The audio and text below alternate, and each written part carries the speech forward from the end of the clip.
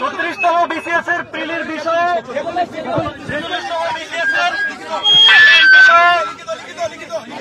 প্রশ্ন ফাঁসের যে অভিযোগ উঠেছে সেটার প্রেক্ষিতে আপনারা দাবি করেছেন 8 তারিখে লিখিত পরীক্ষা যেন না নেওয়া হয়।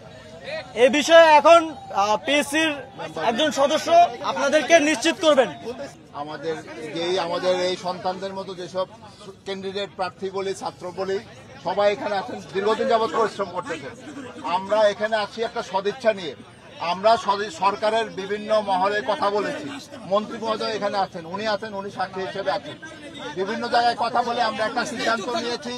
সিদ্ধান্তটা শুনেন, আগামী 8ই মে থেকে যেই 46-এর লিখিত পরীক্ষার 46-এর লিখিত বিসিএস 46-এর লিখিত পরীক্ষার যে তারিখ নির্ধারিত ছিল সেটা স্থগিত থাকবে। যে যারা প্রশ্ন ফাঁসের সাথে জড়িত তাদের যথাযথ আইনগত ব্যবস্থা নেওয়া। আমি বলি, আমরা বলতেছি যে এই মামলাটা সিআইডিতে তদন্ত চলছে।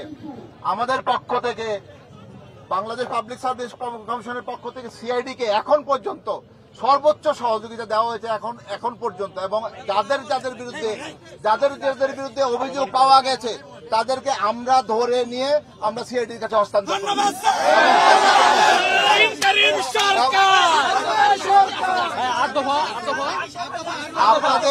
আপনাদের অন্যান্য এই যে এত সংস্কারের কথা বলছেন, পিএসসি সংস্কারের যে দাবি, এই দাবির এই সকল সংস্কার আমরাও চাই।